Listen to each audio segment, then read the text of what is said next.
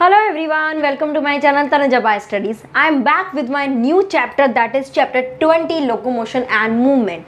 इसका एक already portion हम स्केलेटल सिस्टम कर चुके हैं. The remaining portion is muscular system. चलिए क्विकली उसके बारे में बात करते हैं. बहुत ही अच्छे से डिटेल में हम इसको स्टडी करने वाले हैं. एक एक पॉइंट को बहुत अच्छे से क्लियर करने वाले हैं ताकि आपका ये कंसेप्ट हमेशा के लिए आपके माइंड में फिट हो जाए. ठीक है, तो चलिए बात करते हैं. पहला जो दो वर्ड यहाँ चैप्टर में इंट्रोड्यूस हो रहा है that is locomotion and movement. क्या डिफरेंस होता है इन दोनों में? देखो right now if I am speaking, मैं बोल रही हूँ, मेरी टंग, मेरे जॉज ये क्या शो कर रहे हैं? ये मूवमेंट शो कर रहे हैं. My hand this is also showing movement. My neck is showing movement. But जब मैं एक जगह से मूव करके दूसरी जगह पे पहुंच जाती हूँ, what I am saying, if I am going from one place to another, it means if I am showing the displacement, then it is called the locomotion. ठीक है, locomotion और movement में सिर्फ ये basic difference है. movement में place change नहीं होता है बट लोकोमोशन में हमारा प्लेस चेंज हो जाता है. जैसे कि स्विमिंग, क्लाइंबिंग, उसमें क्या कर रहे हैं हम? एक जगह से दूसरी जगह जा रहे हैं. So these all are the locomotory movement. क्या बोलेंगे? Locomotory movement. ठीक है, तो एक स्टेटमेंट दिया हुआ है आपके एनसीईआरटी में, बहुत ही फेमस सा है, that is what? All locomotory movement. ठीक है, या फिर मैं आपको वर्बली बता देती हूँ कि all locomotory movements are movement, are type of movement, but all movements are not locomotory. समझ आ रहा है सेंटेंस का मतलब? जितनी भी लोकोमोटरी मूवमेंट है वो सब मूवमेंट्स में ही आती है, बट सारी मूवमेंट लोकोमोटरी नहीं हो सकती है. If I am speaking, this is not the locomotory movement, it is simple movement. तो फिर नेक्स्ट क्वेश्चन हमारे माइंड में ये आता है कि अच्छा इसका मतलब लोकोमोशन और मूवमेंट दोनों के लिए अलग अलग तरह के ऑर्गन होते होंगे? नो वे, ऐसा नहीं होता है. एक सेम ऑर्गन ही दोनों ही तरह का रोल परफॉर्म कर सकता है. जैसे कि फॉर एग्जाम्पल इन पैरामीशियम, अगर आप पैरामीशियम में देखेंगे तो क्या होगा? इसके अंदर जो सीलिया प्रेजेंट होता है, ये सीलिया दोनों ही काम कर रहा है. फूड का मूवमेंट भी करता है, मतलब कैप्चर भी कर रहा है, मूवमेंट भी कर रहा है with the help of cytopharynx, as well as it also do the locomotion. दोनों काम कर रहा है. ऐसे कि अगर आप हाइड्रा की बात करें, हाइड्रा में बड़े बड़े टेंटिकल्स प्रेजेंट होते हैं. याद है ना हाइड्रा का डायग्राम? बहुत टाइम से बनाते हुए आ रहे हैं हम. ये टेंटिकल्स भी क्या करते हैं? जब भी इसके आसपास कोई भी इसका प्रे आता है, प्रे यानी शिकार आता है, ये उसको कैप्चर कर लेते हैं with the help of tentacles. साथ ही इस टेंटिकल्स की हेल्प से ये लोकोमोशन भी करते हैं. तो यानी सेम ऑर्गन ही दोनों रोल परफॉर्म कर सकते हैं. ये तो कुछ बेसिक सी बात कर ली हमने लोकोमोशन और मूवमेंट के बारे में. नाउ अब अगर हम मूवमेंट की बात ही कर रहे हैं तो हमें देखना पड़ेगा कि कितनी तरह की मूवमेंट्स होती है, कौन कौन सी मूवमेंट होती है.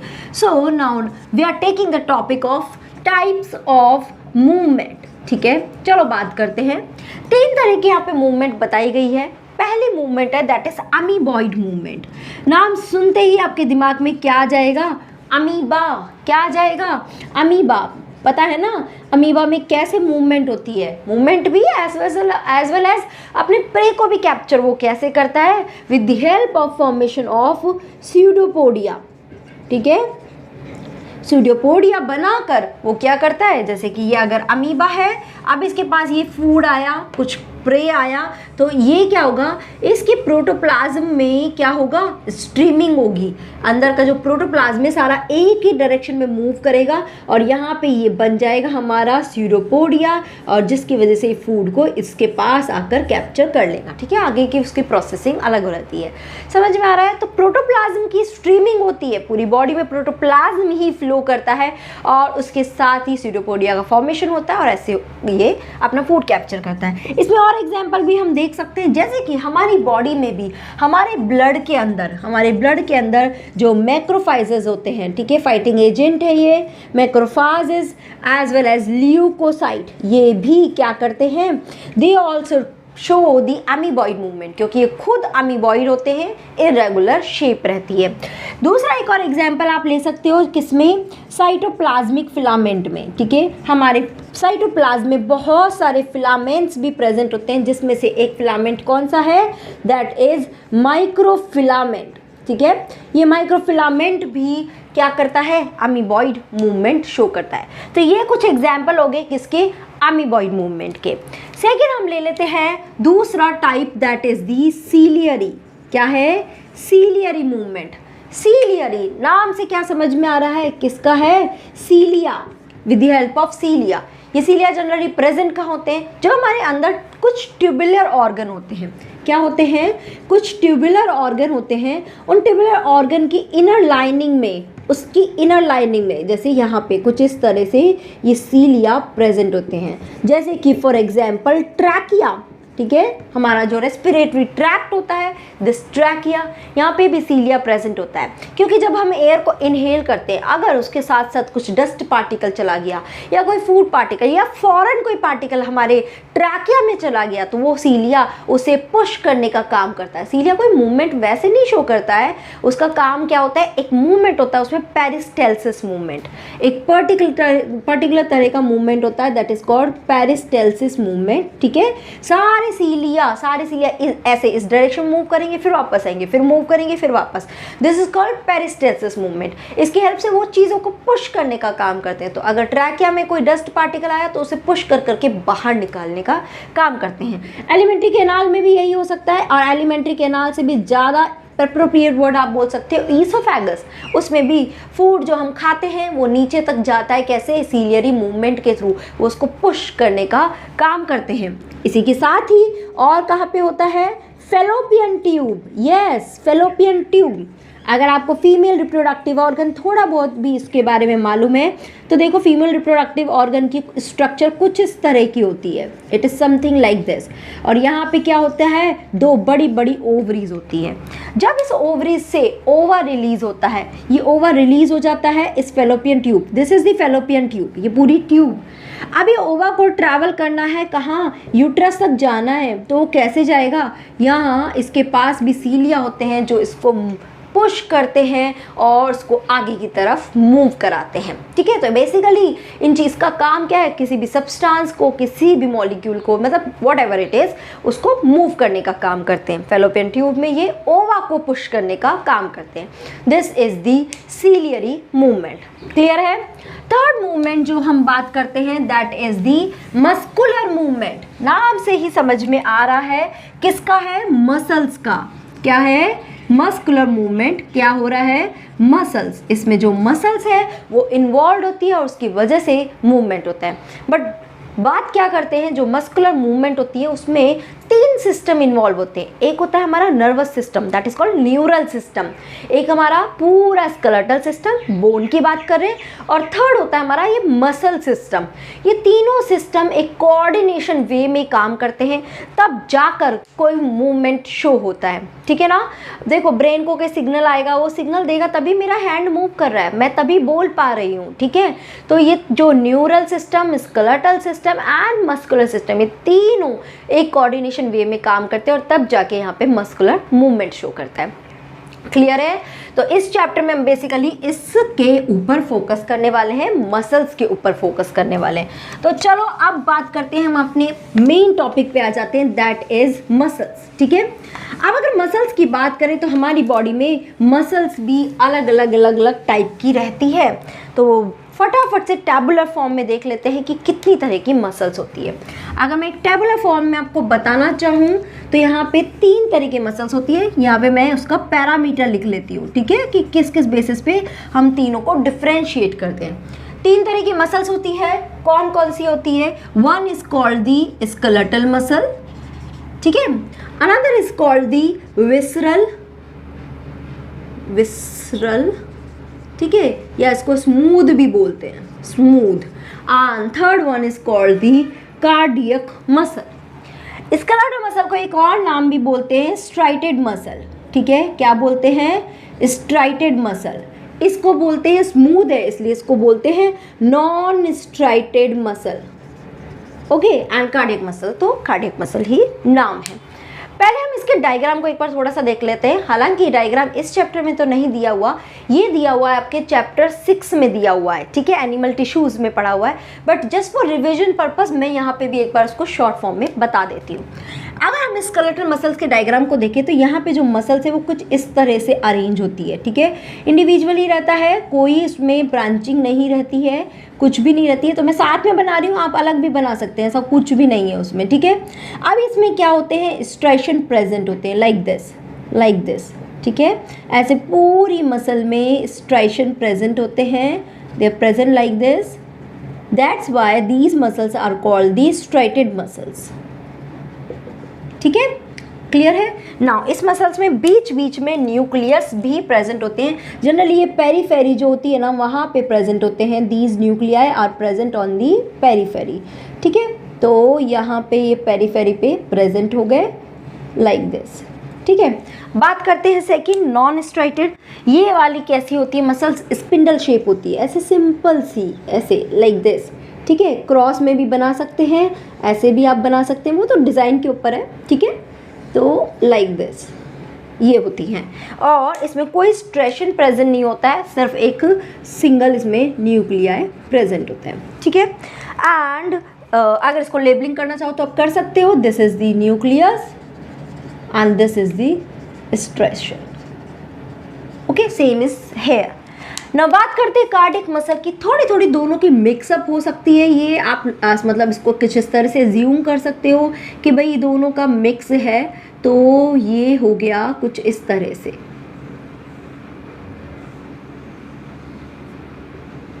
ठीक है, कुछ इस तरह से आप बना सकते हो। सब जगह आप क्या बना दोगे, स्ट्राइशन इसमें होता है, ओके, क्लियर है ये चीज़। ना आगे बात करते हैं, ये तो हो गया ना, इसमें एक और चीज़ प्रेजेंट होती है साथ में, न्यूक्लिया भी बना लेते हैं, ठीक है, न्यूक्लियस भी बना लेते हैं, ये न्यूक्लियस प्रेजेंट हो गया लाइक दिस, ठीक है। बट इसमें साथ में जहाँ जहाँ ये ब्रांचिंग शुरू हो रही है ना, वहाँ ब्रांचिंग पे क्या प्रेजेंट होती है, एक डिस्क लाइक स्ट्रक्चर प्रेजेंट होती है, जिसको हम बोलते हैं इंटरकैलेटेड डिस्क, ठीक है। क्या नाम है, इंटरकैलेटेड डिस्क। क्या होती है ये एक्चुअली एक जॉइंट पे प्रेजेंट होती है, किस किस से मिलकर बनी होती है, they are made up of plasmodesmata plus desmosome. Plasmodesmata basically क्या होता है, दो सेल के बीच में कनेक्शन करता है ताकि साइटोप्लाज्म एक जगह से दूसरी जगह मूव कर सके, एंड डेस्मोसोम्स क्या करते हैं, दो सेल को कनेक्ट करने का काम करते हैं। तो बेसिकली जो यहाँ कनेक्शन हो रहा है वहाँ पे ये इंटरकैलेटेड डिस्क प्रेजेंट होती है, और ये सिर्फ और सिर्फ कार्डियक मसल्स में ही प्रेजेंट होती है। चलिए और बेसिक डिफरेंस इसके देख लेते हैं। सबसे पहले तो हम देख लेते हैं इसका लोकेशन, कहाँ प्रेजेंट होता है। ये प्रेजेंट होती है बोन में, ठीक है, मतलब बोन्स के पास जो होती है ना, स्केलेटल सिस्टम के पास में ये प्रेजेंट होती है। विसरल और स्मूथ, विसरल का नाम क्या होते हैं, internal organ, visceral organ, internal organ. तो ये कहाँ प्रेजेंट होती है, विसरल ऑर्गन के पास प्रेजेंट होती है, और यू कैन से हमारे जो अंदर के ऑर्गन होते हैं उनके पास। और ये कहाँ पे होती है, हार्ट में, ये तो सबको मालूम है, हार्ट में, ओके।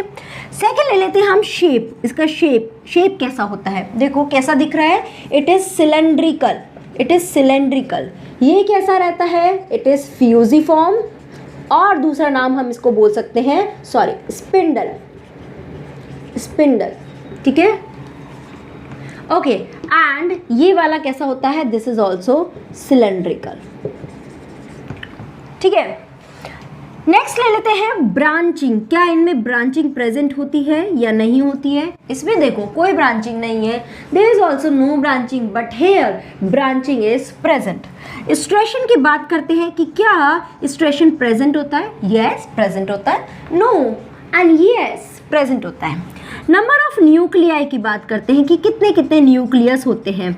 दिस इज जनरली क्या, मल्टी न्यूक्लिएट, ठीक है। ये कैसा होता है, this is uninucleate and this is also uninucleate.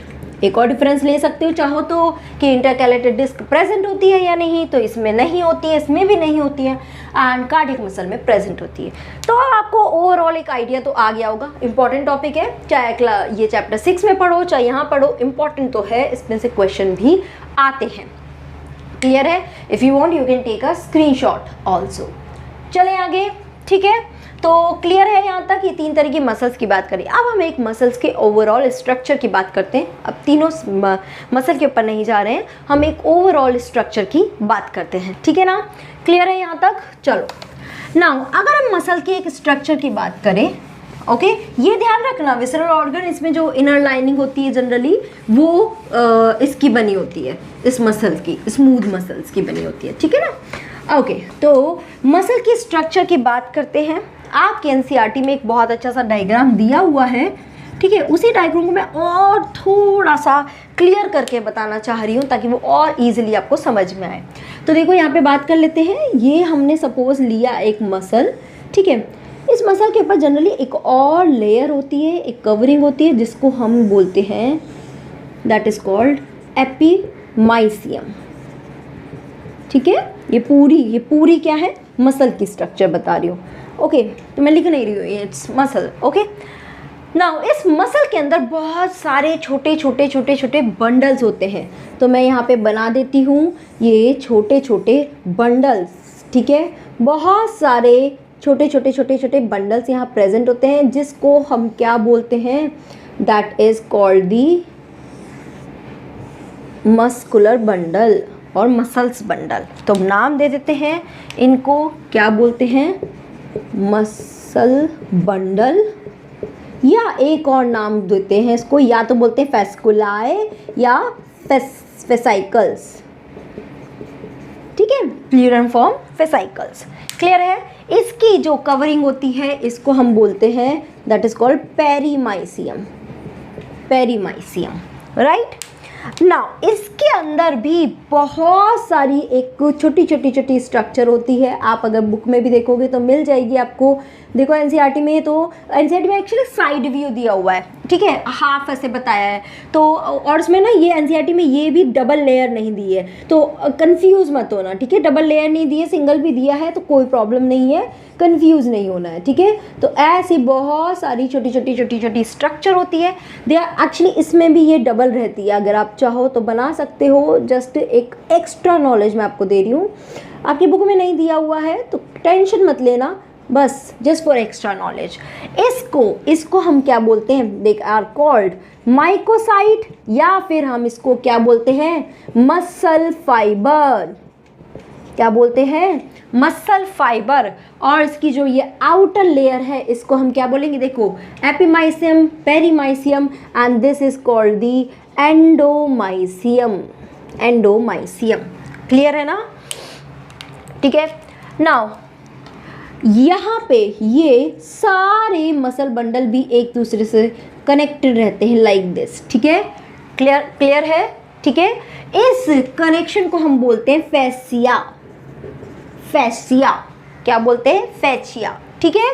तो ये एक मसल की स्ट्रक्चर, इसके अंदर ही यहाँ पर आपको दे रखा है बुक में भी बहुत सारी, तो वो क्या रहती हैं? ब्लड कैपिलरीज होती है। ऑब्वियसली ना, ब्लड कैपिलरीज की तो ज़रूरत है ही, क्योंकि मसल्स को ज़रूरत है ऑक्सीजन की। मसल्स काम कैसे करेगी? मसल्स को क्या, हमारी पूरी बॉडी के सारी सेल्स को ऑक्सीजन की ज़रूरत है, तो मोस्टली सब जगह तो ब्लड वेसल्स रहेंगी ना, तभी तो वो काम कर पाएंगे, राइट? तो यहाँ पे ब्लड वेसल्स भी प्रेजेंट होती है, ठीक है। अब हम इसमें से किसको उठा के लेकर आ रहे हैं? इस मसल फाइबर को यहाँ पे मैं उठाकर लेकर आती हूँ। सबसे पहले मैं बता देती हूँ, इस मसल फाइबर के अगर मैं अलग से स्ट्रक्चर देखना चाहूँ तो इसमें एक आउटर कवरिंग होती है, ठीक है, और डीप में ऐसे कुछ इम्प्रेशन भी रहता है, ठीक है। ये एक्चुअली बुक में नहीं दिया है, बस थोड़ा सा आपके अंडरस्टैंडिंग के लिए मैं आपको एक्स्ट्रा बता रही हूँ, अदरवाइज ज़रूरत नहीं है एक्स्ट्रा की। मैं जनरली बहुत एक्स्ट्रा नहीं पढ़ा रही हूँ। जो आपका नीट है ना, मेरा फोकस उस पर है, तो ठीक है, बहुत एक्स्ट्रा पढ़ के आप नीट के ट्रैक से बाहर निकल जाओगे, इसलिए मैं नहीं चाहती आप ट्रैक से बाहर आओ। ओके, तो ये मसल जो फाइबर है, अगर मैं इसको बोलूँ, इस मसल फाइबर की बाहर की जो लेयर होती है इसको हम बोलते हैं सार्कोलीमा, और इसके अंदर का जो प्लाज्म होता है, फ्लूइड होता है, इसको हम बोलते हैं सार्कोप्लाज्म। तो यहाँ पे भी मैं मेंशन करने जाऊँगी तो ये है सार्कोलीमा एंड दिस इज सार्कोप्लाज्म, ठीक है। एक और चीज़, ये जो मसल फाइबर है ना, इसके अंदर बहुत सारे न्यूक्लियाई होते हैं। एक ही सेल के अंदर लार्ज अमाउंट ऑफ न्यूक्लियाई होने को हम एक नाम देते हैं, दैट इज कॉल्ड सिनकाइटियम। ठीक है, याद आ रहा है? ये कहाँ और पढ़ा हुआ है? कोकोनट में, राइट? कोकोनट में भी बहुत ज़्यादा मल्टीपल न्यूक्लियाई प्रेजेंट होते हैं, उसको भी हम सिनकाइटियम सिचुएशन कंडीशन को बोलते हैं। ठीक है, हो गया। सार्कोप्लाज्म हो गया, सार्कोलीमा हो गया। इसके अंदर जनरली सेल के अंदर क्या प्रेजेंट होते हैं? एंडोप्लाज्मिक रेटिकुलम प्रेजेंट होता है। बट ये क्योंकि मसल सेल है तो इसके अंदर के रेटिकुलम को हम बोलते हैं SR, सार्कोप्लाज्मिक रेटिकुलम। क्या बोलते हैं? Sarcoplasmic reticulum. तो इसके अंदर सार्कोप्लाज्मिक रेटिकुलम प्रेजेंट होते हैं। नाउ इसके साथ ही अब एक और स्ट्रक्चर यहाँ पढ़ने की है। यहाँ पे बहुत सारे फिलामेंट कुछ इस तरह से पैरेलली अरेंज होते हैं। ठीक है, पूरे मसल फाइबर में पैरेलली कुछ बहुत सारे फिलामेंट अरेंज रहते हैं। इन सारे फिलामेंट्स को क्या बोला जाता है? मायोफाइब्रिल। ठीक है, मायोफाइब्रिल्स। कंफ्यूज नहीं होना है। मसल पढ़ा, मसल का अंदर का बेसिक स्ट्रक्चरल यूनिट क्या है? That is muscle fibre. उस मसल फाइबर को हम देख रहे हैं, उसके अंदर बहुत सारे ऐसे fibre like structure parallelly arrange होते हैं जिनको हम बोलते हैं मायोफाइब्रिल। ठीक है, ये मायोफाइब्रिल में भी खासियत क्या है? इसमें ना दो तरह के बैंड प्रेजेंट होते हैं। एक डार्क बैंड प्रेजेंट होता है, एक लाइट बैंड प्रेजेंट होता है। तो कुछ इस तरह से डार्क एंड लाइट बैंड इस पूरे मायोफाइब्रिल में प्रेजेंट होते हैं। ठीक है, like this. Okay, this is the dark band and this is the light band. Okay, ये जो लाइट बैंड है ये इनको या सिंपल मैं अभी बता देती हूँ, इसमें कौन सा फिलामेंट प्रेजेंट होता है? एक्टिन फिलामेंट प्रेजेंट होता है। और डार्क बैंड में प्रेजेंट होता है मायोसिन फिलामेंट। ठीक है, दो तरह के फिलामेंट हो गए, एक्टिन फिलामेंट एंड मायोसिन। तो अब हमारी पूरी कहानी किस पे चली गई? एक्टिन और मायोसिन पे चली गई। यहाँ तक का स्क्रीनशॉट ले लो फटाफट से। अब एक्टिन मायोसिन को बहुत अच्छे से हम समझ लेते हैं। ठीक है, रब करूँ मैं ऐसे? यहाँ तक क्लियर है ना? कोई भी डाउट आता है तो मुझे कमेंट बॉक्स में आप ज़रूर से बताइए। और साथ में मेरी लाइव क्लासेस भी चल रही है, तो आप मेरी लाइव क्लास भी ज्वाइन कर सकते हैं। उसके थ्रू भी आप बहुत अच्छे से बेनिफिट ले सकते हैं, सारे कंसेप्ट्स को अच्छे से क्लियर कर सकते हैं। ठीक है, चलो अब ले लेते हैं यहाँ पे एक्टिन और मायोसिन कैसे अरेंज रहते हैं। ओके, तो मैं यहाँ पे एक स्ट्रक्चर बना के दिखा रही हूँ आपको। पहला एक हो गया एक्टिन का मॉलिक्यूल, मतलब actin filament. This is actin filament. ठीक है, फिर यहाँ पे एक और मैंने बना लिया actin filament like this. Again one more actin filament. अगर आप चाहो तो मेरे साथ ही ड्रॉ कर सकते हो, जिससे क्या है आपकी ये ड्राइंग वाली कैपेसिटी भी अच्छी होगी। देखो बोर्ड एग्जाम भी तो होंगे ना आप लोगों के, तो उसमें आपको हेल्प आउट होगा और साथ में कंसेप्ट्स और भी अच्छे से क्लियर हो जाएंगे। ठीक है, उसके बाद यहाँ पे आ जाता है मायोसिन। ये दोनों फिलामेंट एक दूसरे के ऑल्टरनेटिव प्रेजेंट होते हैं लाइक दिस। ठीक है, ये दोनों फिलामेंट एक दूसरे के ऑल्टरनेटिव प्रेजेंट होते हैं। ये मैं ऐसा ना स्ट्रक्चर क्यों बना रही हूँ ऐसे कर्व कर्व कर्व कर्व, वो मैं आपको बताऊँगी। ठीक है, तो आपको भी लगेगा कि यस ये स्ट्रक्चर का कुछ तो लॉजिक है, क्यों ऐसा बनाया जा रहा है। ठीक है, वो मैं बाद में बताती हूँ। तो ये तो हमारा हो गया मायोसिन एंड ये हमारा हो गया एक्टिन। ठीक है, अब बात कर लेते हैं ये जो एक्टिन फिलामेंट है ना, इस एक्टिन फिलामेंट का जो मिडिल पॉइंट होता है, this is the middle point of this actin filament, जिसको हम क्या बोलते हैं? Z line. क्या बोलते हैं? Z line. ऐसे ही दूसरा एक्टिन फिलामेंट, इसका mid point, this is also called Z line. ठीक है, ओके। नाउ ध्यान रखना, एक जेड लाइन से दूसरी जेड लाइन तक का जो पूरा फिलामेंट का पूरा एक मतलब एरिया जो ये कवर करता है, इसको हम बोलते हैं सार्कोमियर। ये सार्कोमियर क्या है? एक स्ट्रक्चरल यूनिट है मसल फाइबर की। याद रखना, दिस सार्कोमियर मैं यहाँ पे लिख देती हूँ, it is structural unit of muscle fibre. ठीक है ना? क्लियर है यहाँ तक? चले आगे। आगे चलते हैं। नाउ यहाँ पर एक और चीज़ होती है, इसके भी मिडिल पॉइंट होता है जिसको हम बोलते हैं एम लाइन। ठीक है, जेड लाइन बोल दिया, इसको हमने बोल दिया एम लाइन।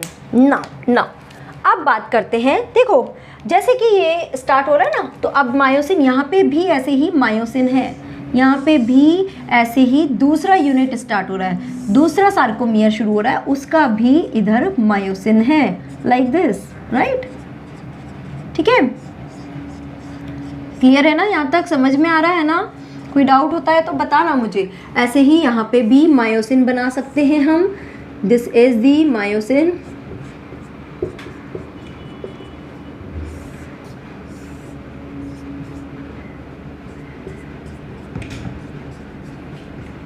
ओके, तो अब देखो, ध्यान दो यहाँ पे देखो एक्टिन फिलामेंट और मायोसिन, ये थोड़ा सा पोर्शन एक दूसरे को ओवरलैप कर रहे हैं, ऐसे यहाँ पे भी ओवरलैप कर रहा है। The portion of actin filament जो ओवरलैप नहीं हो रहा है, दिस पोर्शन, ठीक है ना, इतना पोर्शन एक्टिन फिलामेंट का जो ओवरलैप नहीं होता है, इसको हम बोलते हैं आई बैंड। क्या बोलते हैं?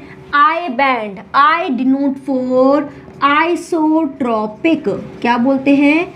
आइसोट्रॉपिक। एक्टिन फिलामेंट जो होते हैं ना, ये लाइट होते हैं और मायोसिन फिलामेंट थोड़े से डार्क होते हैं। एक्टिन फिलामेंट का वो पोर्शन जो ओवरलैप नहीं हो रहा है, that is called I band, isotropic band. And myosin filament इसमें नहीं कंसिडर करते, इसमें तो पूरा myosin end to end the whole myosin band is called the A band. Now A denote for anisotropic. समझ में आ रहा है ना? एक्टिन में तो जो ओवरलैप नहीं हो रहा, सिर्फ उसी को ही हम आई बैंड बोलते हैं, बट मायोसिन में ओवरलैप से मतलब नहीं है। मायोसिन का तो एंड टू एंड पूरा ही बैंड को हम क्या बोलते हैं? ए बैंड बोलते हैं। याद है? समझ में आ रहा है यहाँ तक? ओके ना, मायोसिन का वो पोर्शन जो ओवरलैप नहीं हो रहा है, मायोसिन का वो पोर्शन जो ओवरलैप नहीं हो रहा है, देखो ना, ये पोर्शन ओवरलैप हो रहा है, this one portion is not overlapping, इसको हम बोलते हैं एच जोन। क्या बोलते हैं? H zone.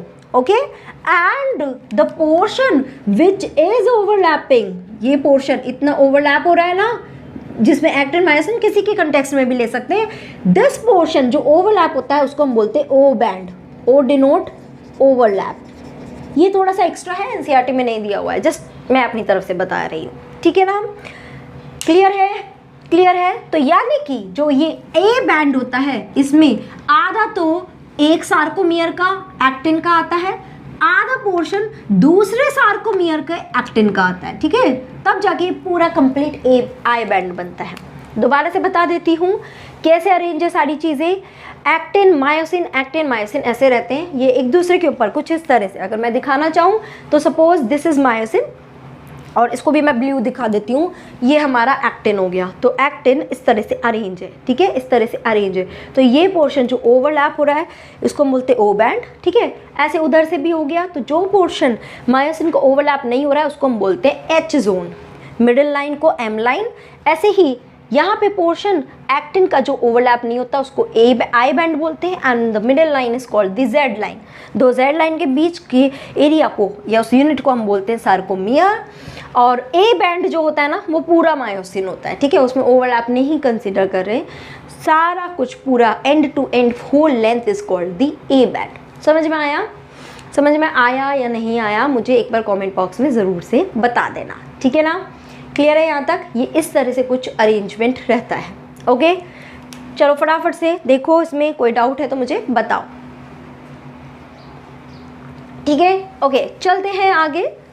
ओके नाउ, ये तो हमारा अरेंजमेंट हो गया। अब हमें ये एक्टिन मायोसिन में जो प्रोटीन प्रेजेंट होते हैं ना, उसको देखना पड़ेगा। सी राइट नाउ तो अभी हम स्ट्रक्चर की बात करें, मैकेनिज्म की बात नहीं करें। मैकेनिज्म की हम बात करेंगे नेक्स्ट वीडियो में, अभी बहुत लेंदी हो जाएगा, समझ में भी नहीं आएगा आपको। तो अभी मैं सिर्फ आपको इसके स्ट्रक्चर के बारे में बता रही हूँ। तो एक्टिन मायोसिन अरेंज कैसे होते हैं वो तो हमने देख लिया ना। इसके कॉन्ट्रैक्टाइल प्रोटीन होते हैं, मतलब हमें पता है ना कि मसल्स कॉन्ट्रैक्ट करती है, रिलैक्स करती है, कॉन्ट्रैक्शन करती है, रिलैक्सेशन करती है। किसकी वजह से करती है? कुछ प्रोटीन्स की वजह से करती है। तो एक्टिन मायोसिन में अलग अलग तरह के वो प्रोटीन होते हैं, वो कौन कौन से होते हैं उसके बारे में बात करते हैं। ठीक है, ओके तो क्लियर है ना यहाँ तक तो? ओके चलिए, नाउ एक्टिन और मायोसिन में अलग अलग तरह के कॉन्ट्रैक्टाइल प्रोटीन होते हैं जो एक दूसरे से इंटरैक्ट करते हैं, जिसकी वजह से ही मसल्स में अल्टीमेटली कॉन्ट्रैक्शन शुरू होता है। पहला लेते हैं एक्टिन। ओके नाउ एक्टिन में सबसे पहले एक यूनिट होती है, मतलब एक चीज़ प्रेजेंट होती है, मोनोमर प्रेजेंट होता है जिसको हम बोलते हैं जी एक्टिन। ये क्या है? मोनोमर। ये मोनोमर क्या होते हैं? They get polymerize. ये पॉलीमराइज होकर ये क्या बना लेते हैं? एक पॉलीमर बनाते हैं जिसको हम बोलते हैं एफ एक्टिन। ठीक है, ये पॉलीमर है। इस एफ एक्टिन का एक पूरा फिलामेंट बन जाता है। फिलामेंट, अगर मैं इसको आपको दिखाना चाहूँ यहाँ पर स्ट्रक्चर की फॉर्म में तो कैसे रहता है, ये देखो, ये इंडिविजुअल तो क्या है? ये जी एक्टिन इंडिविजुअल, और ये पूरी जो चेन बन गई ना, ये क्या है? F actin. तो इस तरह से ये कुछ प्रेजेंट रहते हैं। ठीक है ना? ओके, दूसरा भी चेन दिखा लेते हैं यहाँ पर। इस तरह की दो फिलामेंट एक दूसरे के साथ कॉइल्ड होकर प्रेजेंट होती हैं कुछ इस तरह से। ठीक है ना? ओके तो कितनी है ये? They are two in number. Now एक और प्रोटीन होता है जिसको हम बोलते हैं ट्रोपोमायोसिन। क्या होता है? ट्रोपोमायोसिन। ये जो ट्रोपोमायोसिन होता है ना, ये यहाँ पर किस तरह से प्रेजेंट होता है? एक फिलामेंट होता है, ठीक है, दिस इज ऑल्सो फिलामेंट, जो कंप्लीट लेंथ में प्रेजेंट होता है लाइक दिस। ठीक है, ऐसे पूरी लेंथ में प्रेजेंट होता है। आप चाहो तो बुक को भी रेफर कर सकते हो, पर मैं ये प्रेफर करूँगी आप खुद से डायग्राम ड्रॉ करो तो आपको ना वो चीज़ याद रहेंगी। ठीक है ना? तो ये क्या है हमारा? This is tropomyosin. क्लियर है? नाउ अब इसी के साथ ही एक और थर्ड चीज़ होती है, मैं नीचे बता रही हूँ यहाँ पर, दैट इज ट्रोपोनिन। ये ट्रोपोनिन कैसा होता है? दिस इज ट्राइमेरिक प्रोटीन, मतलब इसमें 3 सब यूनिट होती हैं। ओके, कौन कौन सी होती हैं? अगर मैं नाम भी बताना चाहूँ, दिया हुआ नहीं है हालांकि, I, T and C। I denote this unit inhibit actin and myosin complex, मतलब बनने नहीं देता है, उनके कॉम्प्लेक्स को बनने नहीं देता है। T जो यूनिट है, this unit is responsible for binding with the tropomyosin. ये वाला यूनिट ट्रोपोमायोसिन के साथ बाइंड करता है। एंड C यूनिट जो है, ये किसके साथ बाइंड करता है? It get bind with the calcium ion. ठीक है, कैल्शियम आयन के साथ बाइंड करता है। तो ये थोड़े से ऐसे रेगुलर इंटरवल पे यहाँ पर प्रेजेंट होते हैं लाइक दिस। ठीक है, तो इसमें से एक यूनिट ट्रोपोमायोसिन के साथ बाइंड करती है एंड एक यूनिट कैल्शियम के साथ बाइंड करती है। ओके, और जो ये आई यूनिट है ना, आई यूनिट ये क्या करती है ना, ये थोड़ा प्रॉब्लम क्रिएट करती है। प्रॉब्लम क्या है? This is good for this muscle. ये जो आई यूनिट है ना, यहाँ पे सपोज ये है, ये आई यूनिट, ये आई यूनिट क्या करती है ना, यहाँ पे एक्टिन मॉलिक्यूल, जो ये एफ एक्टिन है ना, ये पूरी चेन जो एफ एक्टिन के, यहाँ पे कुछ ना साइट होती है। क्या होती है? कुछ साइट होती हैं जो मायोसिन से बाइंड करती है। ठीक है, जो मायोसिन से बाइंड करेंगी उस साइट को इस ट्रोपोनिन का जो ये यूनिट है ना, एक यूनिट, वो उसको मास्क कर लेता है। तो क्या करता है? It mask the myosin binding site. ठीक है, जो साइट मायोसिन से बाइंड होने के लिए अवेलेबल है, उस साइट को ये मास्क कर लेता है, कवर कर लेता है, और उसको अवेलेबल नहीं होने देता है मायोसिन से बाइंड होने के लिए। और इसी वजह से रेस्टिंग फेज में एक्टिन मायोसिन के साथ बाइंड नहीं होता है। समझ आ रही है ना बात? एक्टिन मायोसिन के साथ बाइंड नहीं होता है रेस्टिंग फेज में। क्यों नहीं होता? क्योंकि रेस्टिंग फेज में ये ट्रोपोनिन अपने एक यूनिट को उस साइट पे जाके कवर करवा देता है ताकि मायोसिन से बाइंड ना कर पाए। जब कॉन्ट्रैक्शन शुरू होगा, ठीक है, तब दूसरा क्या होगा वो मैं बाद में आपको बताऊंगी। ओके, ना दूसरा ले लेते हैं मायोसिन। इस मायोसिन के अंदर क्या है? इस मायोसिन के अंदर भी 2 फिलामेंट होते हैं, उसको हम बोलते हैं that is called meromyosin. Okay, इस मीरोमायोसिन में 2 स्ट्रक्चर होती है। One is called the head and plus उसके साथ ही नेक होता है जिसको हम बोलते हैं हेवी मीरोमायोसिन। अनदर होता है टेल, जिसको हम बोलते हैं लाइट मीरोमायोसिन, ठीक है, HMM LMM, heavy meromyosin, light meromyosin. कैसे रहता है, कुछ इस तरह से ये पूरी स्ट्रक्चर प्रेजेंट होती है, ठीक है ना। तो ये तो हो गया हमारा टेल, ये छोटा सा neck and this is our head portion. समझ में आया ना, एक दूसरे से कॉल करके हेड ऊपर की तरफ ऐसे निकला रहता है। तो मैंने आपको वो स्ट्रक्चर बनाया था ना अभी थोड़ी देर पहले, सार्कोमियर, जिसमें मैंने ऐसे ऐसे ऐसे निकाले थे, वो अभी समझ में आया है क्या। ये हेड है मायोसिन का। ओके, इस मायोसिन के हेड पर 2 साइट होती है, ठीक है, 2 साइट होती है इसके हेड पर, दोनों हेड पे होती है। एक साइड तो रिस्पॉन्सिबल है binding with the actin binding side. ये किससे बाइंड करेगी, एक्टिन से। जो मैंने अभी बताया ना कि मायोसिन यहाँ एक्टिन से बाइंड करता है, तो इस साइड के थ्रू वो एक्टिन से बाइंड करता है, बट रेस्टिंग फेज में तो ट्रोपोनिन उसको कवर करके रखता है, तो मायोसिन को बाइंड नहीं होने देता। एंड एक साइट होती है एटीपी बाइंडिंग साइट। क्या कर रही है ये साइट, ये साइट एटीपी को यूज़ करती है। देखो, मस्कुलर वर्क करेंगे तो एनर्जी तो यूज़ होगा, तो एनर्जी यूज़ करने के लिए हमें एटीपी चाहिए। तो एटीपी कहाँ आकर बाइंड होगा, वो इस मायोसिन के यहाँ हेड पोर्शन में इस साइट पे आके बाइंड होता है। यहाँ पे एटीपी का हाइड्रोलिसिस होता है, एटीपी से एडीपी बनता है, और जो एनर्जी रिलीज होती है उस एनर्जी की हेल्प से ये मायोसिन अपने हेड को किससे जाके कनेक्ट करता है, एक्टिन के साथ कनेक्ट करता है, और फिर आगे का कुछ प्रोसेसिंग क्रिएट होता है, कॉन्ट्रैक्शन क्रिएट होता है, वो आगे के हम वीडियो में देखेंगे। समझ में आया। तो आपको सिर्फ स्ट्रक्चर पे ध्यान देना है। 3 पॉइंट, जी एक्टिन से एफ एक्टिन, ऐसे 2 पॉलीमर बन गए, tropomyosin and troponin. And myosin में मीरोमायोसिन, उसमें हेड एंड नेक को हम बोलते हैं हैवी मीरोमायोसिन, एंड टेल को बोलते हैं लाइट मीरोमायोसिन। समझ में आई स्ट्रक्चर। नेक्स्ट इसका आता है topic that is mechanism of muscles contraction. वो मैं इस वीडियो में नहीं ले रही हूँ, उसको मैं नेक्स्ट वीडियो में कवर करूँगी, ठीक है। यहाँ तक का पहले अच्छे से समझ लो, फिर हम मैकेनिज्म समझेंगे तो बहुत अच्छे से आपको क्लियर रहेगा। तो उस चीज़ के लिए भी मतलब कनेक्ट रहिए मेरे साथ, और नेक्स्ट वीडियो ही मेरा आएगा आपके पास, that is mechanism of muscles contraction.